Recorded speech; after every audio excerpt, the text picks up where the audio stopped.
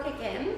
I did a beautiful like strawberry blonde on her a couple of weeks ago, and I just felt inspired to do something a little bit different. So I messaged her and she was down for it. So today we're going to do, I don't know, I'm just getting a bit tired of the balayage, and I felt inspired to do like a blonde foil to the root, which is so nice. I'm actually going to experiment with some slicing today, which I do really enjoy doing when I try to cover a lot of ground. So yeah, I think it's going to be really beautiful. So what I'm going to do is all through here, where it's anywhere that's not on the hairline, I'm actually going to slice it. Anywhere that's on the hairline, I'll still do my nice fine weave. So yeah. I just wanted to show you a little bit of before. So obviously I did a beautiful balayage on her not that long ago, so I think it's really good because I might not have to do much tipping out. I can just focus on this area. Obviously there's so much depth here, and that's what I'm really focused on today. I might actually just give you a little spin around so I can show. I'm just going to pop your head back. Yeah, so you can see lots of depth through here, which I want to work through. And I'm just going to show you a little bit of my sectioning. And also I thought I'd just tell you a couple of little things that I do with my trolley. I've got my powder lightener. It's an ammonia-free powder lightener. It's O&M. It's amazing. I love the ammonia-free one. That's my favorite. And I always start with 10 volt, because I'm starting at the back. So powder lightener with 10 volt. And just a little trick when I'm doing a big job, because I only ever like to mix up 30 grams at a time, or 30 to 40 grams of lightener at a time. That just keeps it fresh and makes sure that you know, it just cuts through really nicely.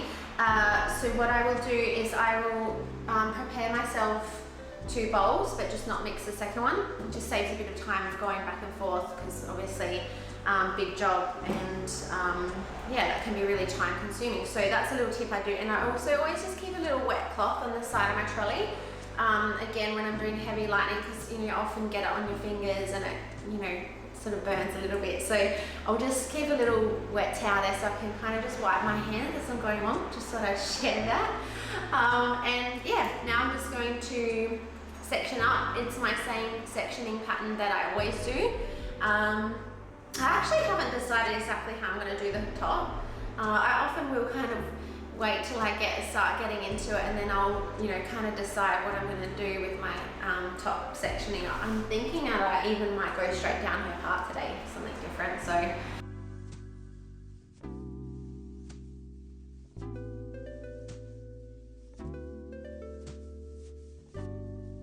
like I explained earlier, I'm wanting to cover a lot of ground to make sure that I blend those roots with the already lightened ends. So what I'm doing is some slicing today. I've said that a million times. And what I'm doing is three foils of a nice fine weave, and then through the rest of the section I slice it. So always a nice fine weave on the hairline. Obviously you don't want to have a big line there. Not that my slices are going to be heavy, but still it's not ideal for a hairline. So I just start with my nice weave, and then I will move into slicing, which you will see in a minute. I guess something to note when I'm doing this technique, they are so fine and completely translucent, so each section you can see straight through it. I think that's really important. Actually, these days most of my foil work is like that. I will rarely pick up, you know, I will rarely do a deeper weave. So I just find that you just don't get the same lift, you don't get the same blend, and yeah, I just do most of my work really fine. So as you can see here, this is what I mean by translucent. You can see through the hair, which means that it's not going to be a heavy section, and you're not going to get lines and yeah, uneven lightening. Probably I did talk about how I bricked a little bit later. I think I start bricking my section just through this wider part of the head. I think my section there is a little sloppy actually, but I covered everything and I got a really good result. I think probably just for showing, I could have neatened up that section a little bit. But I do, whenever the section gets too wide, I will just start to brick it slightly until it narrows down, just to make sure I'm not getting those bits of drag on the edges, which is fine when you're doing a balayage, but obviously not when we're foiling to the roots. So yeah, just keep that in mind. Probably haven't done that the best here, but I got a really good coverage, so yeah. So anyway, I continue this same thing all the way up to my next part. Here I am bricking. I just want to show you this. It's really good to make sure that you identify when you need to do it, and yeah, just do a couple.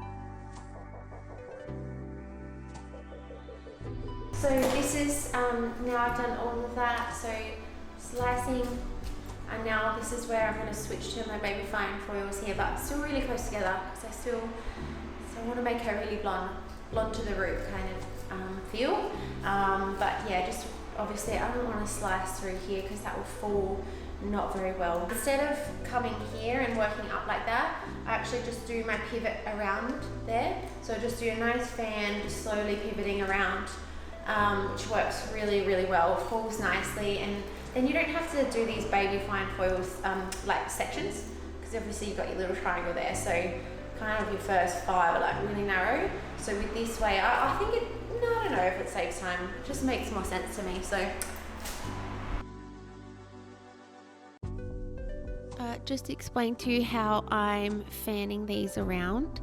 Give it a try, works really well, and just take note that I've switched back to my weave, but my foils are super close together because I'm wanting to get good coverage. So switch back to the weave, but super close through this section.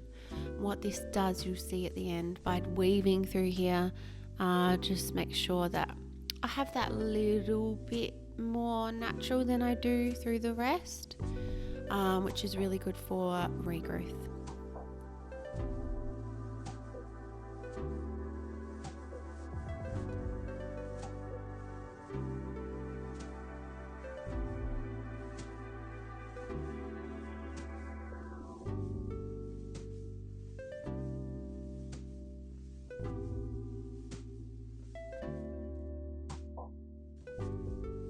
Side sections, start with my weave and move into my slice. Being really careful here not to overlap as much as possible.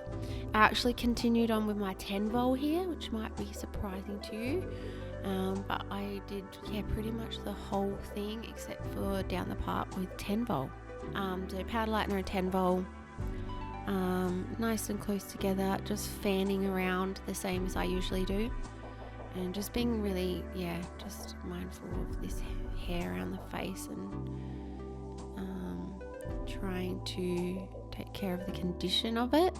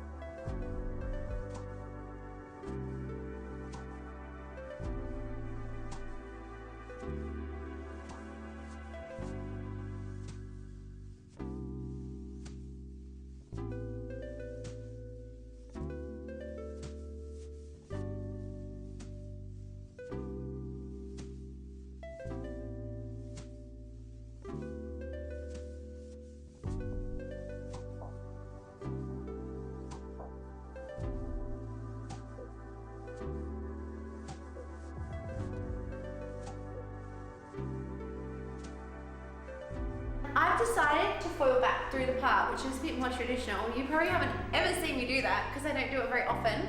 But that's what I'm going to do today. So this could be a really good good chance for me to also show you how to position my client with the board when I'm foiling back through the part, because this is the hardest part to use the board in. So I'm going to show you that.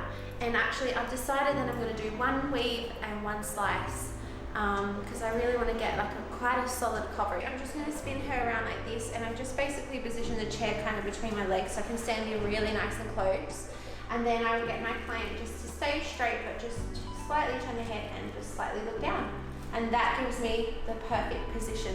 So you never want to stand over them like that because then you get a really bad back, okay? Just thought I'd share that little tip. Foiling back through the part. I don't do this very often, but I really liked the result, and it's definitely when you're doing a foil to the root, I do think straight down the part is a really good idea.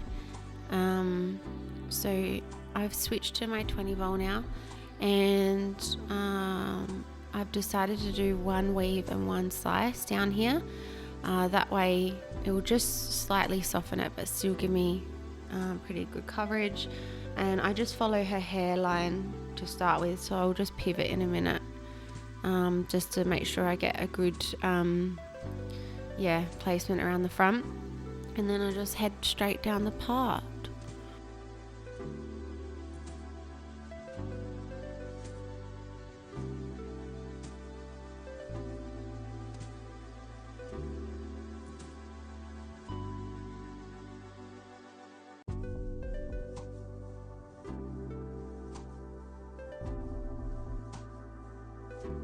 Again, my sections are so close together, so this is really fine, thorough foiling work. Actually used so many foils, and I just thought of a little tip. It's so important not to overlap onto your ends, because you really want to be able to leave this on for the maximum time, and if you overlap on your ends, you find that you have to take it off sooner. So I'm always telling my team that make sure that take care of the hair that's not lightened, and the end result will actually feel brighter than what you think it's going to be without even having to touch the pre-lightened hair. So just keep that in mind. So you want to be able to leave this maximum time for really clean lightening. And I'd be really interested to hear if you guys enjoy seeing in detail the foil process, because we do show a lot of it and it can be quite long. So let us know in the comments if you are enjoying to see all of the foiling.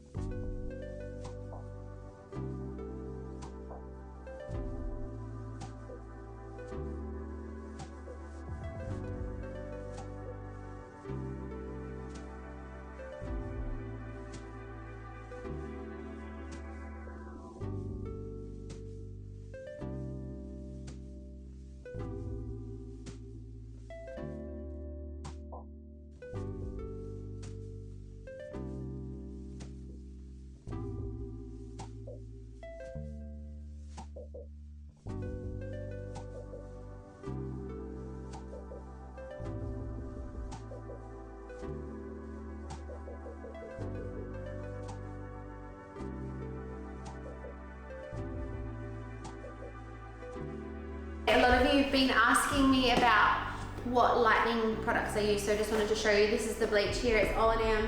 It's the ammonia-free powder lightener, and that's what I've used today. And Brooke, I always use this one, and I've gone 10 vol for most of it, and then 20 down my part. So yeah.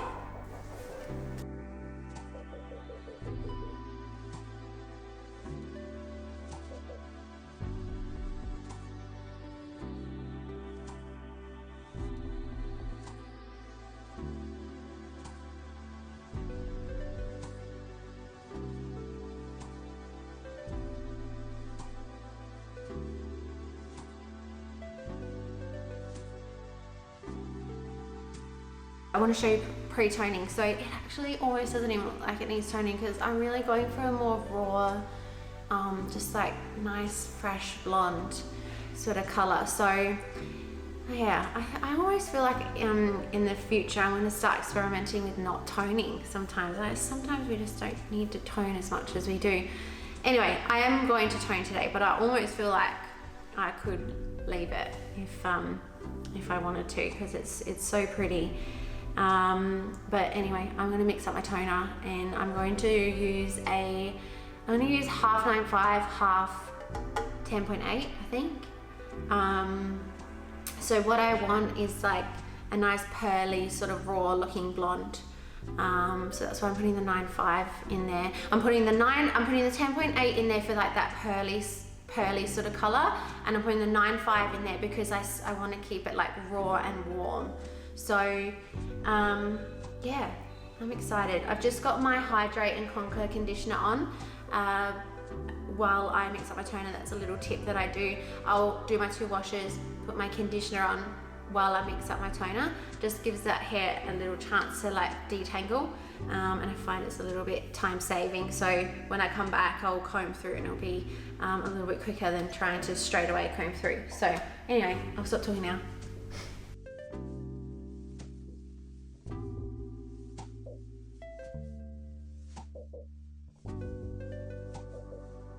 You guys keep asking me about what I'm using a lot, so I'm just trying to give you a bit more information with this tutorial.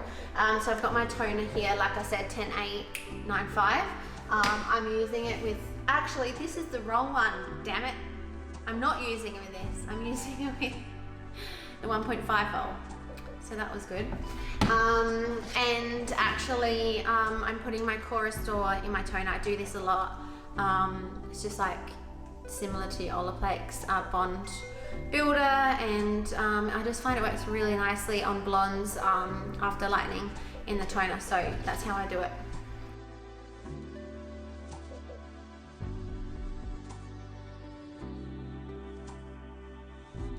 Here I am applying my toner, not being particularly neat today.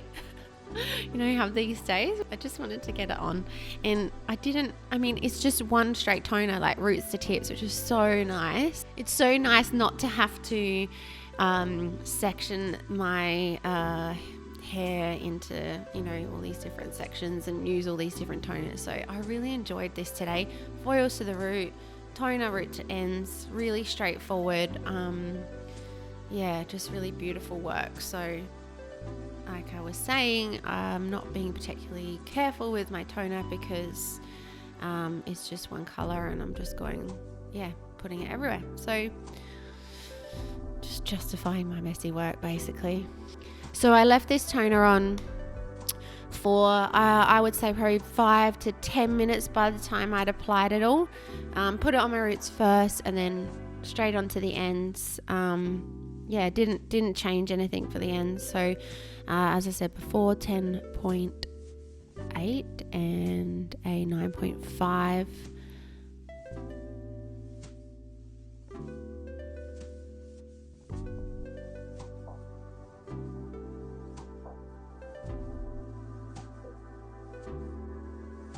Okay, so I'm just prepping Brooke's hair for my finishing off. I'm using the O&M Frizzy Logic Shine Serum, so I'm just going to put this from my mids and my ends. Not that much. I'll put it in my hand. Just to give her a nice shiny glossy finish. And then I'm going to use the Atonic Thickening Spritz just to give me some volume in the roots and some volume in the blow dry. So I just spray this in, spray it through each section.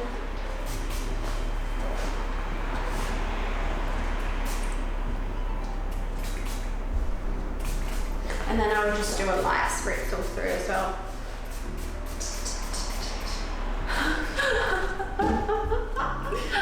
Okay, that's it. I'm gonna start drying now.